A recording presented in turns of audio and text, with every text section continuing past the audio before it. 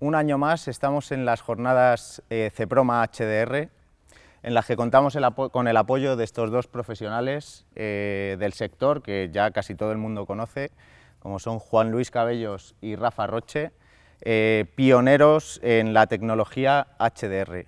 Nos gustaría que nos contarais cómo veis vosotros el HDR en la actualidad.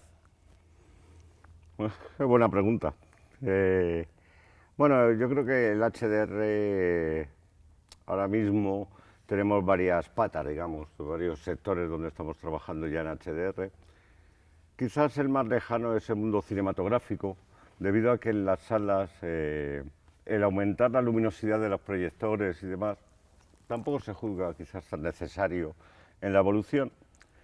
Y yo creo que en el mundo cinematográfico vamos a ir un poquito más despacio. Sin embargo, por otro lado, ya en producciones en directo se está haciendo producción en HDR, lo que se denomina HDR Live, y que actualmente ya se hacen los partidos de fútbol, carreras, todo lo que es el mundial de automovilismo, y por supuesto en la ficción, y ahí yo creo que Juan Luis tiene mucho más experiencia que yo, que actualmente está preparando una serie en HDR y nos puede contar. Sí, efectivamente, el HDR de un tiempo a esta parte ya es un requerimiento del cliente. O sea, rodar para HDR, para masterización HDR, es un requerimiento que están pidiendo las plataformas como herramienta para diferenciarse de calidad, a nivel de calidad de imagen con el resto de competidores, sobre todo con las televisiones generalistas. Entonces, pues eso, desde hace 2-3 años ya todas las producciones originales que está haciendo tanto Netflix como Amazon, Movistar y no sé si Disney Plus también, ya están requiriendo masterización en HDR. Entonces ya no es una cuestión de que se negocie, sino simplemente que el cliente lo exige. Entonces es un reto nuevo, porque es una masterización nueva, que nos ha caído un poco así sin esperarlo, pero a la que tenemos que enfrentarnos y un poco ponernos con las manos en la masa para sacar el mejor de los rendimientos que se puede. ¿Y cuáles serían los aspectos técnicos a destacar del HDR? Por ejemplo, rango dinámico, profundidad, texturas, color. ¿Qué nos podéis...? Bueno, yo en primer lugar lo que me gustaría es un poco ubicarnos en lo que es el mundo HDR. HDR es un nuevo sistema de visualización, es un cambio de norma. Entonces la gente tiene que entender que trabajar para HDR es trabajar para unos monitores que reproducen la imagen de manera distinta. Y entonces no es muy diferente, pero es diferente. Entonces nosotros que nos dedicamos a la fotografía, nosotros trabajamos para que todo lo que aparezca en la imagen aparezca como nosotros queremos que aparezca. Entonces hasta ahora, bueno, a día de hoy se sigue haciendo obviamente, trabajamos para una norma, la bendita norma 709 de alta definición, y la tenemos muy interiorizada. Entonces ahora resulta que tenemos que trabajar para otros monitores que se comportan de manera distinta. Entonces lo primero que tenemos que entender es que trabajamos para unos monitores distintos. O sea, esto es un poco obvio, pero es lo que tenemos que interiorizar lo primero. Y una vez que ya aterrizamos en esa idea, lo que tenemos que empezar es a ver cuáles son los aspectos técnicos que la hacen diferente. Y una vez que estás ahí, empiezas a trabajar para eso. Sí, además ahí yo creo que está un poquito el reparo de muchos directores de fotografía a la hora de trabajar para HDR, que sé que te gusta que hablemos así, para HDR, no en HDR, porque a mí por lo menos todavía me cuesta mucho imaginarme cómo va a quedar mi escena en HDR, porque como muy bien has dicho, sí, soy capaz de imaginarme cómo me va a quedar en 709, pero en HDR todavía no estoy acostumbrado, no tengo esa experiencia vivida de tantos años, y eso que tengo 25, y entonces me cuesta, ¿no? Y entonces eso yo veo que para la gente es un reparo. Pero sin duda hay, como comentas Álvaro, el tema de la textura, de la profundidad de color, de la profundidad espacial y una que se me olvida, el rango dinámico, casualmente, la High Dynamic Range, creo que es impresionante. O sea, creo que eso es lo que la gente todavía... O sea, se está quedando con lo peor del HDR. Y también porque muchas veces ven el HDR en modo tienda, ¿no? Lo que están viendo son demos muy brillantes, con un detalle rabioso, con unos colores disparados. Y claro, de repente hay directores de fotografía que dicen, yo no quiero ese tipo de imagen para mi producción. Pero eso es lo mismo que nos pasaba cuando empezó la alta definición, ibas al Corte Inglés, por decir un sitio, vamos, o Yo no soy tonto, y de repente veías a tu alrededor unas televisiones con unas muy brillantes y con mucho colorido, y luego, sin embargo, hemos hecho películas y series con un tono mucho más comedido, con colores menos saturados, lavados, etcétera, ¿no? Entonces yo creo que es eso lo que nos tenemos que dar cuenta, ¿no? Que una cosa es lo que se está vendiendo por parte, con perdón, de los fabricantes, de uy, mira qué potente es esto, y quedarnos más con lo que nos aporta. Entonces ahí es donde vienen todos los demás temas, si te parece a mí, y voy a hablar de que más me gusta. A mí el tema, bueno, por supuesto el rango dinámico, ahora si queréis hablamos, pero a mí me interesa muchísimo, yo vengo, como sabes, de hacer 3D, y esto no va a ser como el 3D, esto va a durar en el tiempo, pero lo que me llama más la atención del HDR es la profundidad espacial que tengo. O sea, realmente creo que tenemos un volumen que en HD no consigo. Por mucho que ponga términos, por mucho que intente modular con la luz para que espacialmente notar esa profundidad, en el momento que lo hago en HDR digo, ¡ahí va! Y me quedo, pero sorprendido, de verdad, todavía me sigue sorprendiendo, ¿no? Voy a invitar a Juan que hable del siguiente tema que yo sé que a él le apasiona, que es el tema de la textura y los problemas también un poco que tenemos que tener cuidado con ellos a la hora de hablar de la textura, ¿no? Sí. Una cosa que también nosotros repetimos mucho es que el HDR no es nada. Que también la gente tiene esa imagen que dice Rafa de la tienda de electrodomésticos, donde hay muchas teles, y hay una demo en bucle con todas esas imágenes horribles. Perdón, para que no son horribles. No, pero quiero decir que tienen esa imagen en la cabeza, y el HDR no es nada. Uno puede hacer HDR en blanco y negro, uno puede hacer un HDR muy colorido, uno puede hacer HDR que en bajas luces. Hicimos en bajas luces. Es muy, muy interesante en bajas luces. De repente aparecen texturas y aparecen cosas, detalles que antes no estaban, ¿no? Entonces, esto la gente también tiene que tenerlo muy presente. El HDR no es nada, es lo que tú le pongas ahí. Entonces, lo del tema de las texturas es que, claro, hay una de las cosas que produce muchísimo rechazo en la gente cuando ve una imagen que habitualmente ha hecho él o ella en un monitor HDR y dice, uy, qué feo. Y una de las cosas que produce mucho rechazo es el exceso de textura, de detalle percibido. ¿Vale? Todos tenemos en la cabeza la idea del circuito de detalle que tenían las cámaras antes, ¿no? El detail o el sharpen, ¿no? Que bueno, existe todavía en DaVinci y en las herramientas de postproducción y en algunas cámaras, porque tú has hecho una imagen que se va a proyectar en un monitor que tiene una capacidad de mostrar imágenes relativamente pobre. La norma de alta definición es relativamente pobre. Son 6 stops, 7 stops. O sea, entre 7 y 8 stops de rango dinámico máximo y un espacio de un gamut que es el 35% más o menos del espectro visible. Es muy reducida. Lo que pasa es que todo lo que vemos es SDR y lo tenemos súper grabado a fuego en el cerebro. Cuando coges una imagen que has hecho para eso, un segundito, pero una imagen que has hecho para eso y la pones en un monitor de HDR no te gusta, porque está hecha para el otro monitor. Entonces tienes que coger y esa imagen que tú tienes idealizada de lo que tú quieres hacer y en el monitor de HDR trabajarlo y trabajar con la luz, con las lentes, con los filtros de textura, con la pospo, en fin, con un montón de pasos que controlar ese detalle excesivo y llegas. Si trabajas para eso, llegas y llega un momento que llegas al monitor y dices, esto es mejor que el otro. Y ese punto llega, siempre llega. Pero hay que tenerlo presente, hay que vigilar una cosa que antes no había que vigilar, porque no te lo enseñaba. Claro, quizá hay cierto miedo ahora mismo con esta tecnología, ¿no? Sí, pero es que yo quería comentar respecto a lo que estaba diciendo muy bien Juan Luis, de los 6 stops de visionado del SDR. Claro, todos los directores de fotografía estábamos entusiasmados con conseguir cámaras que ya nos metían en el mundo de los 12 f-stop, 13 f-stop, 16 f-stop de rango dinámico de captación, de captura. Y sin embargo a nadie le importaba los que se Y estaban los que se veían, ¿no? Cuando Juan Luis y yo estuvimos viendo una pantalla de un fabricante que no vamos a decir, pero que nos gusta a los dos en la pantalla para el cine, que más nos gusta y que todos los fabricantes están trabajando en esa línea, es que en los cines en SDR no veíamos la mitad de lo que hay todavía.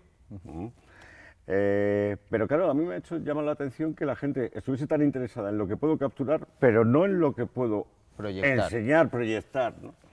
Y creo que ahí el HDR sí tiene muchísimo que decir y que está ahí, ¿no? En cuanto a las texturas, como muy bien decís, hay cierto miedo.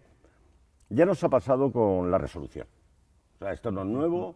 En el momento que salen cámaras de 6K, de 8K, pues sobre todo directores de fotografía que trabajan mucho con actrices y actores de cierta edad, no sé si esto se puede decir, huimos todos los directores de fotografía, no queremos que una mujer, que además es guapísima, de 50 años, que tiene esa belleza, pero reflejar cada poro, cada granito, cada todo, ya te da reparo, ¿no? Y esto en el mundo SDR ya nos pasaba. De hecho, ya estábamos trabajando con difusores, con filtros de textura, como muy bien dice Juan Luis, en SDR.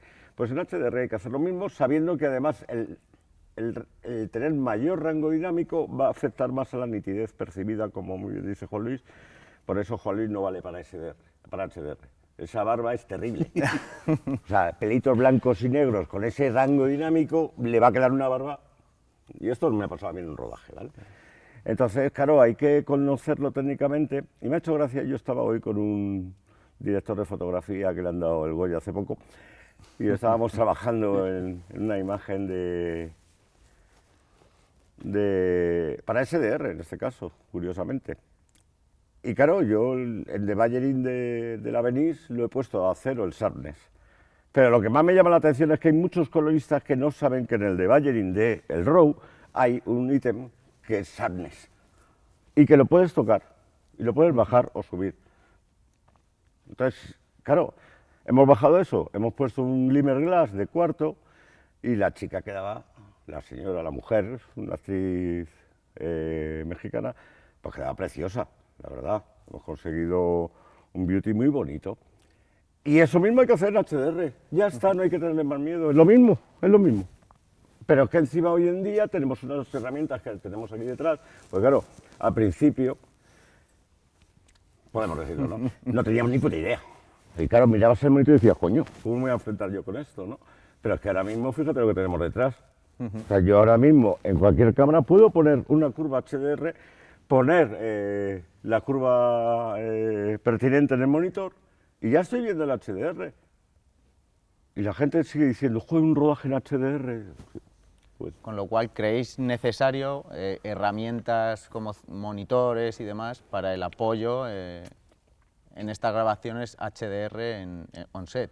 que yo he hablado mucho, habla tú. Totalmente, totalmente. Eso Es es verdad, imprescindible. yo creo que es imprescindible. Lo que decía Rafa, cuando empiezan a pedir los clientes máster en HDR, sucede, y esto es verdad que ha pasado, que no había pasado en cambios anteriores, es que de repente el cliente está pidiendo una masterización para una nueva visualización, pero de hecho sigue habiendo pocas herramientas para rodaje. Y esto es un problema, porque yo creo que es imprescindible y que tienes que tener un monitor de HDR y trabajar para ello. Si tú lo ves bien ahí, el SDR lo vas a ver bien. Si tú no ves eso y solo vas con SDR, a lo mejor cuando llegas a la sala de color te encuentras cosas que no te gusta ver. Por eso es lo que la gente, lo que decía, el rechazo que produce, dice, es que yo he hecho es que mi monitor en rodaje se veía guay y aquí lo veo mal. Claro, porque el monitor de rodaje te está enseñando una cosa y el de HDR, que es tu máster, que es lo que pide el cliente, te lo pide en el otro. Entonces es mejor trabajar para monitores HDR. Y entonces ahora efectivamente ya empieza a haber oferta de monitores muy precisos que son portables y no es descabellado ya pedir un rodaje, o sea, para un rodaje en HDR, un monitor, un set que te dé muy buenas prestaciones y sobre todo el que te puedas fiar. Claro, ¿no? Ya hace años había monitores de grado 1, digamos, de sala, pero que están en un nivel de precisión y luego de delicadeza, de peso, que no es viable para llevar un rodaje, porque no es viable. Pero ya están sacando monitores on set para HDR que te dan una imagen de la cual te puedes fiar y puedes trabajar para eso. Pero volviendo a lo mismo, es lo mismo que pasaba en SDR. Al final la inseguridad del director de fotografía en el set, sobre todo yo cuando trabajo edit, tengo que asegurar al director de fotografía que lo que está viendo es realmente lo que está grabando. Y curiosamente en el mundo HDR me encuentro que los monitores están mucho mejor calibrados. Y también es cierto que los monitores SDR, los Trimaster de Sony, parece que trabajo para Sony, sí, es verdad, colaboro con ellos, son brutales. Yo ahora mismo, el último chequeo que he hecho para esto que estoy haciendo con Kiko, es que puse 3 Trimaster, los reseteé a fábrica y de verdad es que ni sonda ni nada. O sea, están perfectos. Me dan una reproducción de negros, de tal que... Claro, a partir de ahí puedo trabajar tranquilo. Y lo que es muy importante, lo que dice Juan Luis, ver el HDR, para no darte sustos. Porque si lo haces en SDR y luego pasas a HDR, de repente hay brillos y demás, esa barba de Juan Luis, que puedes decir, ahí va. Entonces mejor trabajar hacia HDR. Y luego, es que además, la productora no va a querer pagar 2 etalonajes, 2 correcciones de color. Y es mucho más sencillo hacer un máster en HDR y luego automatizar el cambio a SDR que al revés. O sea, al revés vas a tener que volver a etalonar en HDR. Pero para mí es un mundo apasionante y muy interesante. El rango dinámico, brutal. La textura ya hemos hablado, la profundidad y luego nos queda el color, que también la paleta de colores se nos amplía, con todo lo que hablamos los directores de fotografía de color, que me den una paleta más amplia, en teoría nos debería alegrar. Y sin embargo hay gente que dice, ahí va, es que lo que tú dices, me da respeto, me da miedo, Sí, da cierto respeto. ¿para qué me la voy a jugar? También es cierto que hoy en día los compañeros y nosotros mismos estamos muy preocupados por los tiempos de rodaje.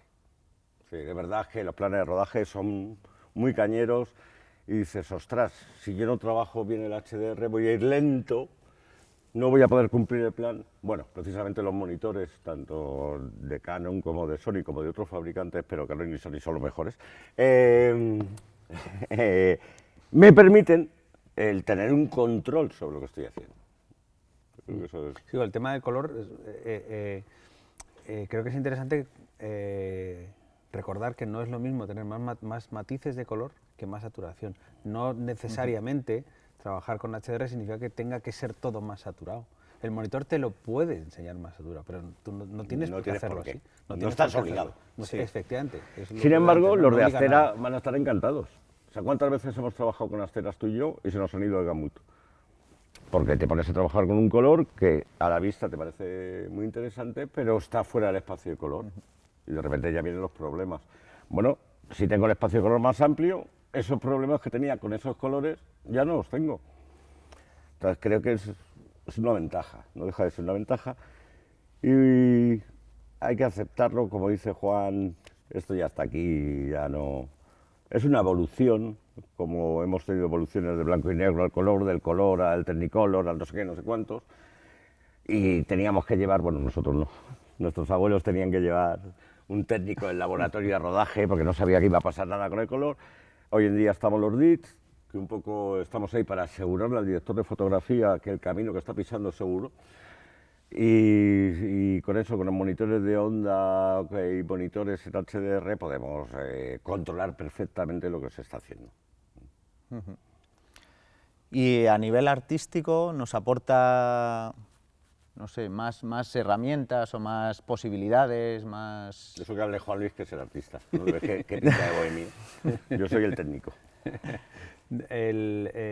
A nivel artístico, bueno, es un poco lo que estamos hablando, ¿no? Para mí el HDR es una buena noticia, es una muy buena noticia. O sea, tenemos más campo donde jugar. Y entonces habrá películas, o habrá series, o habrá productos que sean coloridos y brillantes, podría ser cualquier blockbuster de estos de Marvel o Star Trek o películas así, podemos hacer películas románticas en atardeceres en praderas, ¿no? Más desaturadas, más con matices o sea, con tonos de color más matizados, lo podemos hacer blanco y negro. O sea, tenemos, de repente la paleta de trabajo se nos ha abierto. Y eso es una muy buena noticia. El Mago de Oz, esas baldosas amarillas en HDR. Vamos, es una pasada. Sí, sí, entonces a nivel narrativo, y lo que hablábamos antes, insisto, en el tema de las bajas luces. Sí. HDR todo el mundo piensa, es que es súper brillante. Es que lo interesante, o sea, es muy interesante en bajas luces. Es muy interesante poder hacer bajas luces y hacer matices de color en bajas luces que antes no podías, ¿no? Es que a mí todo eso es muy bueno. Me vuelve a recordar el 3D. A la gente lo que le impresionaba el 3D es cuando las cosas salían fuera de la pantalla. Resulta que eso era antinatural, te podía generar dolores de cabeza, y realmente lo bonito del 3D era la profundidad, vuelvo a eso, ¿no? Entonces creo que en el HDR está pasando algo parecido. La gente está obsesionada con... Dice, es que voy a tener que ver la televisión con gafas de sol en casa. No. Tú puedes poner el techo de blanco donde tú quieras.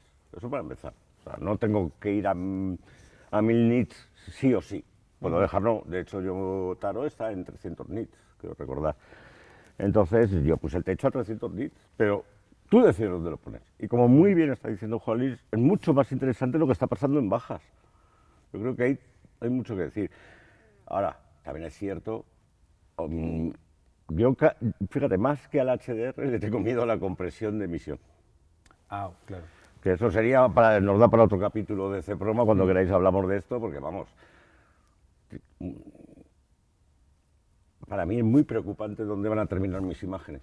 O sea, al final yo estoy en un laboratorio con un proyector de 2 o 4K, con un monitor maravilloso, pero todos sabemos lo que pasó en el capítulo de Juego de Tronos jugando con las bajas luces. Entonces yo creo que eso sería otro capítulo para que nos daría mucho que hablar, ¿no? Pero el HDR en bajas, yo estoy totalmente de acuerdo con Juan Luis, es mucho más interesante que en altas. Y que tampoco hay que abusar del HDR en altas. No por hacer HDR tengo que hacer una imagen, me tengo que buscar el sol de contra en todos los planos, ¿no? Creo que incluso yo diría que hay muchos planos que son SDR. La mayoría. Bueno, al final tú no tienes en HDR constante, ¿no? Es lo que dice Juan. Una pareja con el sol de contra, en la playita. Bueno, si metes el sol, tengo un poquito más de rango, pero poco más. En el momento que me voy a corto, se acabó. Ahora la profundidad sigue ahí, la textura sigue ahí. Entonces esto es lo que yo creo que es muy interesante. Sí, claro, estamos trabajando en alta definición, en 709, o sea, para acabar en 709, porque lo que decía Rafa, tenemos unas cámaras con muchas capacidades, pero tú acabas donde acabas. Entonces, claro, el blanco va arriba, ¿no? El negro abajo y el blanco va arriba, ¿no? Era una cosa como, este es mi techo y este es mi suelo, y ahora el techo lo pones tú. Es un poco lo que tiene que entender la gente. Tú puedes hacer una peli o una serie en 100 nits de brillo máximo porque te guste ahí. De hecho, se ha hecho. De hecho, se hace mucho. Se hace mucho. Se hace mucho, o sea, es un planteamiento más conservador. Bueno, quería decir conservador y me corrijo. Cuidado, no quiero que decir nos matan conservador. nuestros compañeros. Sí, pues no es eso. Sino No, tú puedes pero fíjate hacer lo que tienes- comentábamos tú y yo. Historias para no dormir. Mismo director y mismo director de fotografía, dos historias. Mi querido amigo y maestro Rafa García. Uno está a 100 nits y el otro, que además tú lo tuviste la suerte de yo no verlo en sé el si he laboratorio, visto- uno estaba a 100 yo nits no y el sé otro si creo es- que estaba a 400 o algo Pero así. no sé si están emitidos en HDR. No, digo etalonados. Es decir, que yo mismo como director de fotografía me puedo plantear un proyecto a 100 nits y otro a 400. Según, y aquí ya si quieres hablamos un poco de la parte artística, según lo que yo quiera controlar en el guión, que para mí es lo principal de la fotografía. Yo no hago fotografía, bueno, cuando hacemos spot sí, pero normalmente a mí me gusta mucho, y creo que a Jolis también, que la fotografía narre, cuente la historia. Creo que el HDR nos da más herramientas para contar la historia. Y en la parte artística yo creo que está muy bien jugar con él y que la gente se quite el miedo y que juegue. Creo que las jornadas que habéis organizado esta semana están muy bien para que la gente venga sin el estrés del rodaje, porque esa es otra. Nadie se quiere enfrentar en ese estrés del primer día de rodaje a un tema en HDR que dices, ay Dios mío, la que me va a caer encima, ¿no? Yo creo que está muy bien esto, ¿no? El poder venir, tomar una cervecita, un vino, un agua, y verlo tranquilamente. Y entonces creo que estas jornadas pueden ayudar mucho a la gente porque es una evolución que ya está, ¿no? Yo creo que tú puedes contar más Sí, sí. tu experiencia con las plataformas sobre esto. Sí, sí, antes de eso diré lo de verlo, lo que acabas de decir, que la gente lo vea. También es muy importante que la gente lo vea. O sea, hay que ver contenidos en HDR. Y hay que ver contenidos, y los hay cosas muy bonitas en plataformas que están en HDR y que si estuvieran en SDR no tendrían esa imagen. Es distinta. Es más plana. Yo es que estoy contigo con el tema de la profundidad. Hay cosas que hay en plataformas muy bonitas, hay de todo, ¿no? Sí. Pero hay cosas que ves que han jugado al HDR. Para mí hay dos series que me encantan, que es Tales from the Loop, que está en Amazon, que es muy bonita, en HDR es muy bonita de ver y es una cosa súper comedida. Y Sex Education, la tercera temporada, es muy bonita y es en HDR y tú no ves ni súper brillo, o sea, sí, es una serie colorida, es una serie juvenil, pero me parece que está muy bien jugado. Entonces creo que es interesante ver cosas cuando digas, ah, mira, esto sí está bien. Porque es claro, si ves cosas, primero tienes que ver. Y si ves algo, ves simplemente tu referencia, es la de irte a la tienda de teles y lo que te ponen ahí, entonces eso no. Tienes que buscar y documentarte y buscar cosas que sean interesantes en HDR para decir, ah, bueno, aquí hay un camino por recorrer y además es interesante. Y por lo menos en estas dos series, sobre todo en la primera de Amazon, eso no se consigue en SDR. O sea, esa imagen, ese preciosismo, no se consigue en SDR. Una cosa, por aquí ha pasado gente esta semana, muchos han planteado que han hecho un proyecto al uso, como workflow de siempre, pero el máster ha salido en SDR y en HDR. ¿Qué complicaciones tiene que convivan los dos formatos sin tener herramientas en rodaje para poder monitorizarlo y sacar versión SDR y versión HDR? La complicación es que llegues y te encuentres cosas que no quieres ver. O sea, trabajar en SDR para luego hinchar, lo ha dicho antes Rafa, es muy fácil que tú cuando vayas a la sala de color te horrorices. A mí me pasaría seguro. O sea, creo porque además lo he oído muchas veces en muchos sitios a mucha gente diciendo, no, mira, yo voy a rodar en SDR. Es más, hay gente que me ha dicho, los americanos ruedan así. Ruedan en SDR y luego tal. Yo no creo que sea el camino. O sea, ya teniendo monitores que son accesibles, tú ya tienes monitores HDR. A mí lo que me aterroriza es que incluso coloristas recomiendan hacer el máster en SDR y luego en HDR y dices, no, esto no es así, ¿no?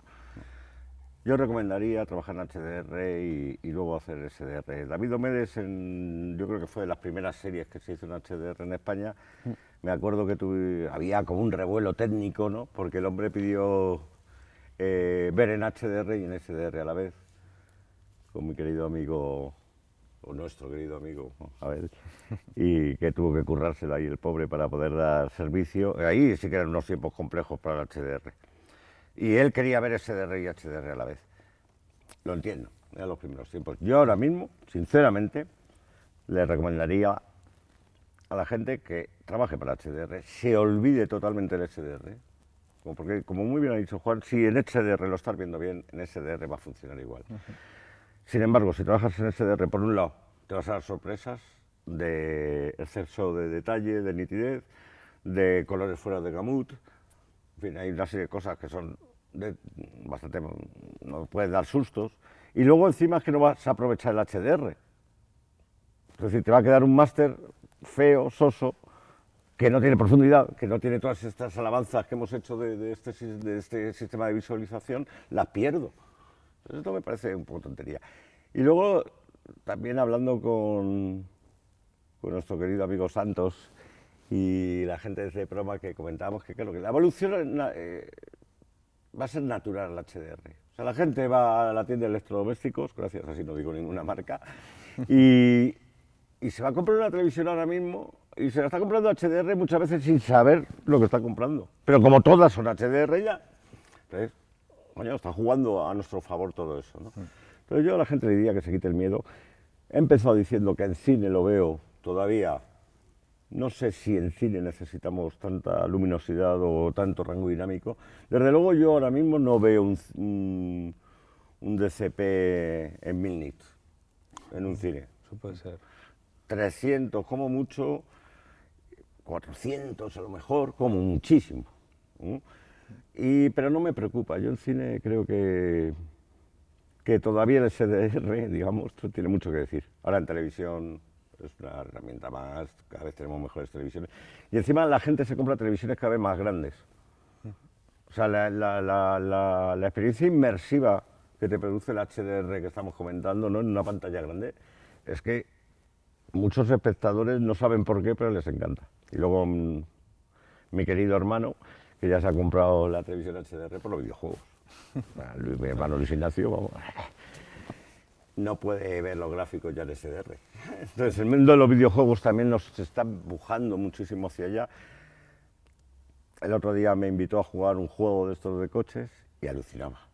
O sea, que veías y decías, pero esto es real. O sea, esto parece que hemos puesto una Venice en un cámara car y está rodado todo, ¿no? No, es que también en grafismo y demás se está evolucionando mucho hacia allí, ¿no? Entonces, me parece todo confluye, ¿no?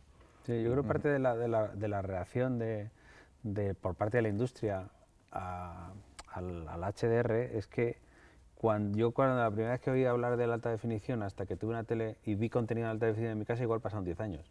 Sí. Y todos los años, y alta definición, y llega la alta definición, y llega la alta definición. Y aquí ya te lo están exigiendo el cliente y a ti nadie te ha avisado de nada. Porque además es verdad, antes estábamos hablando, es curioso, yo no sé si hay alguna razón por eso, pero las plataformas tampoco lo publicitan. Simplemente cuando, bueno, Amazon no, pero con Netflix, con la cuenta Premium, salta HDR. Pero tampoco lo publicitan. O sea, no de una manera como muy... Eso es lo que más me llama a mí la atención, ¿no? Que debería ser un valor añadido para las plataformas. Sí. Y las propias plataformas lo están dando como una evolución natural. Pero no lo publicitan, pero lo exigen a Sí. la hora de rodar. Sí.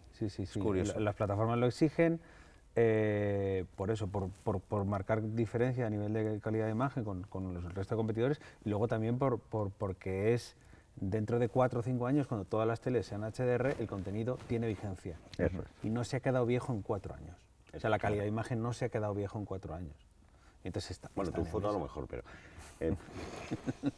bueno, quitando esta pequeña bromilla, totalmente de acuerdo. Que esto ya nos pasaba en alta definición. Que los productos que hacemos duren más en el tiempo. Eso me parece fundamental, ¿no? ¿Qué película vi el otro día? Joder, 100 años de perdón. Me gustaría mucho verla en HDR ahora mismo. Una película que me encanta. Joder, en HDR creo que sería interesante verla, ¿no? En televisión en casa, insisto, no en la sala de cine. Sí. Apocalypse Now, Joder, fíjate. remasterizada en HDR, eso tiene que ser un festival. Es una maravilla. Mira, cuando termine la serie podemos hacerlo. Entonces, no sé, yo creo que es que además nos habéis llamado a nosotros que somos entusiastas. Claro, ¿a quién ¿A mejor llamar que vosotros? Nosotros somos entusiastas, pero sí que es cierto que yo creo que la gente cuando lo conoce ya dice, uy, pues no, pues que el siguiente proyecto que lo voy a hacer en HDR, porque además sé de algún caso que después de terminar decir, joder, le he sacado poco provecho, ahora que me está gustando, no le he sacado todo el provecho que le podía haber sacado. Bueno, veremos a ver. Sí, lo que hablábamos, hay gente que quizá todavía sea reacia, ¿no?, a iniciar un proyecto en HDR. Sí, ¿no? hay mucha gente que es muy reacia, mucha gente que es muy reacia. Y lo entiendo, o sea, lo entiendo, por eso es que yo creo que muchas veces la fotografía se hace por intuición. Tú estás muy habituado a cómo se ven las cosas que tú haces en un monitor de una norma que llevas viendo 20 años o más. Y entonces tú trabajas por intuición y estás muy habituado a hacerlo, es como el pintor que ya no piensa dónde mete la brocha, sino que simplemente lo hace, ¿no? Y esto es un poco así. Y ahora nos han cambiado el cuadro, ¿no? Nos ha cambiado la pantalla y no hemos tenido un tiempo de por lo menos mentalizarnos, de decir que viene, ¿no? Como decía lo del HD, sino que de repente te lo planta el cliente y te dice, oye, que el máster va en HDR. Y tú dices, no, yo es que no quiero. Y te van a decir, es que da igual lo que tú quieras. Tiene que ser. Es que tiene que ser. Entonces yo creo No, que... eso está pasando ya. Claro, entonces yo lo que animo a la gente es a que vea contenido y a que lo juegue. Y estoy convencido de que una vez que has superado esas primeras reticencias iniciales a ver cómo el techo lo tienes que poner tú, Claro. que no si lo pones en Mildis no tiene mucho sentido. Entonces, o sea, habrá veces que sí, habrá veces que no, ¿no? Pero que el techo lo pones tú, donde tú quieras, lo modulas según tu guión, el aspecto de tu película o incluso la secuencia. Bueno, y eso, te controla el color, la textura, o sea que tienes que prestar atención a algunas cosas que antes no hacía falta que prestar atención porque simplemente salía así, ¿no? Y una vez que entras en ese mundo, yo creo que todo es a ganar, todo es a ganar. Porque realmente no cambia mucho el método de trabajo. No cambia mucho, no, porque las cámaras siguen estando por encima, las capacidades de captura de una cámara siguen estando, en la mayoría de los casos, siguen estando por encima de la norma de emisión. Pues que ahora no están tan encima de la norma, están un poco por encima de la norma, ¿no? Entonces, el método de trabajo no cambia, las cámaras son las mismas. Estos también preguntan mucho. Entonces, si el máster es en HDR, ¿qué cámara HDR necesito? No, las cámaras no son HDR. O sea, Hace tiempo que lo eran ya. claro, las cámaras tienen una capacidad de captura muy por encima de la norma de alta definición. Y ahora, lo que ha pasado es que el monitor, la capacidad de visualización, ha pegado un escalón para hacia arriba. Bueno, además tú y yo lo hemos comentado. El tema para mí es repasar el libro de Ansel Adams, el sistema de zonas de Ansel Adams, ¿no? Quizás es lo que tendríamos que hacer. Se trata de colocar los grises, la escala de grises en su sitio. Claro. Y eso lo hacemos todos los días en HDR. Eso, En HDR es recolocarlo y ya está. eso es. Pero al final utilizamos los mismos focos, los mismos difusores. En mi caso sí que he de reconocer que tiendo a suavizar más la luz, eso es verdad. O sea, las luces duras tengo más cuidado quizás. Lo que hablamos, utilizar más difusores para evitar el exceso de resolución. Hay algunas cosillas que sí tienes ciertas precauciones, pero por lo demás es igual. Sobre todo, insisto una vez más, si lo estoy viendo en el monitor. Claro. O sea, el problema es si no lo veo. Pero si lo estoy viendo en el monitor voy a ver que una piel necesita un poquito más de luz, o le sobra. Que un reflejo puede quedar muy brillante, que le den un poco de matabrillos. Pues es que llevamos utilizando matabrillos desde que yo entré a trabajar en esto, hace 2 meses. Y, ¿sabes? O sea, que es que no entiendo, yo creo que es más de lo mismo, pero que luce mucho más, además, tu trabajo, ¿no? Totalmente de acuerdo. Y también para otros departamentos, ¿eh? O sea, yo creo que para escenografía el HDR es un lujo, ¿sabes? Para que luego nosotros lo dejemos negro y que no se vea, como nadie. O desenfocado. O desenfocado, exacto. Entonces, bueno, lo digo, ¿no? Pero sí, yo creo que es muy interesante. Y para sala, para color y demás, el workflow sigue Sí. siendo exactamente igual. Sí, ya podemos trabajar en Aces ya está encima, y en HDR, y es que no tiene, es configurar el workflow que estás utilizando y tira millas. Sí, Pero es que encima es muy fácil configurarlo, no hay que ser ingeniero. Aquí creo que hay un poquito de complejidad para los DIT. Un poco, o sea, se complica un poco para los DIT. Si tú trabajas, por lo menos como está trabajando Netflix, tú trabajas en un máster en HDR, tienes que hacer una corrección para SDR, que con esa corrección para SDR será para monitorización y será para los dailies, para los archivos para montaje, porque en montaje se va a montar en SDR. Es verdad que ahora es verdad que tecnológicamente estamos en un momento de cambio. Bueno, yo ahí tengo A lo que- mejor dentro claro, de 5 años... Yo como tengo que decir algo. Es que Netflix es un pesado. Ya, O sea, pero- es que para mí el SDR de Netflix tardo más en hacer todos los partes y reportes que tengo que mandar a diario al ejecutivo de Netflix para que vea que todo se ha hecho correctamente que el tiempo que le dedico a la corrección de color en sí. Y esto no te pasa con Amazon, no te pasa con Movistar, no te pasa con otra plataforma. Netflix que también hay que agradecérselo por otro lado, ¿eh? Que Netflix de alguna manera dio una palmada en la mesa y dijo hasta aquí hemos llegado, de que no haya una estandarización del flujo de trabajo. Dicho esto, sí que tienes razón, toda razón, Juan Luis, en que a nosotros nos complica un poco por lo que estás diciendo, que tengo que dar un SDR para montaje, pero luego tengo que dar un HDR, pero es que además con Netflix la LUT siempre tiene que estar al final del árbol, del workflow, ¿no? O sea, tengo que hacer primero la corrección artística y luego la corrección técnica, digamos, y además tengo que hacer las dos, la de SDR y HDR. Y sí que es cierto que para nosotros sí que es más trabajo, ¿no? Pero me pasa un poco como en alta definición. ¿Tú te acuerdas del Shoot and Protect? Esto le llamaban cuando teníamos que encuadrar para 16 novenos y 4 tercios. Sí. Porque claro, había veces que se emitía 4 tercios y había veces que se emitía 16 9. Entonces la pistola del malo siempre tenía que estar en el área de 4 tercios, porque si la ponías en el área de 16 9, había espectadores que nunca veían la pistola, ¿no? Entonces, va por ahí el tema, ¿no? Yo creo que es algo que es temporal, que es una transición, y en cuanto el SDR muera, que le quedan 2 días, o sea, por lo que estamos hablando, porque es que tú vas a la tienda de electrodomésticos y no hay ni una tele en SDR. Entonces llegará un momento que se dejará de demandar eso y ya solamente tendremos que hacer los 20.000 partes que quiere Netflix.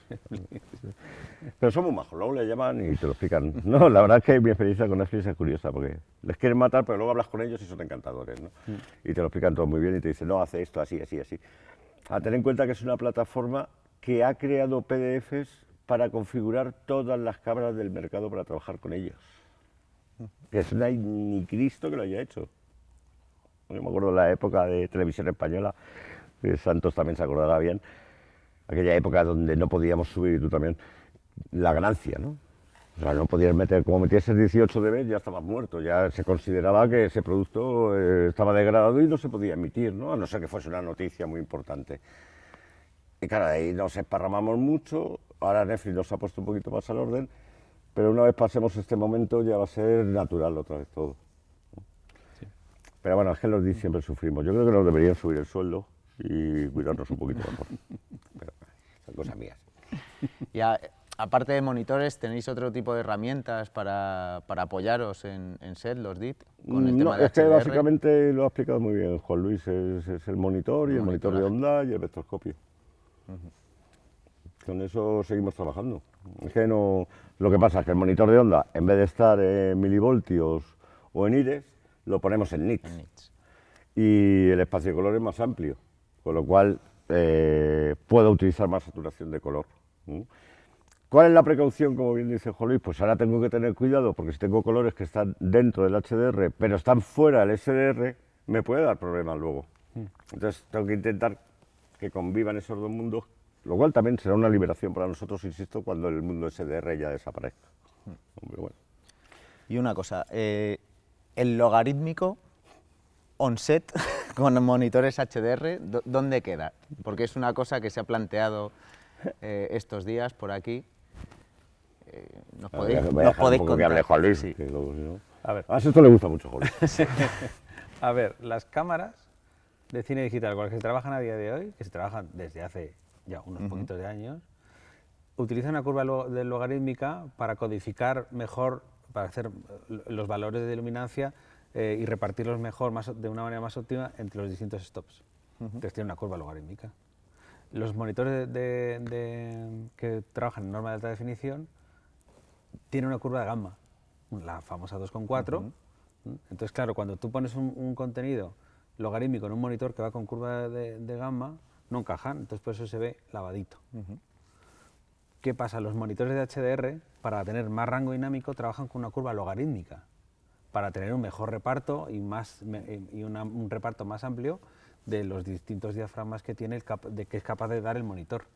Entonces, una curva logarítmica de cámara, de las cámaras con las que se suele trabajar, se parece bastante a la curva logarítmica que utiliza el monitor. Entonces, se compensan.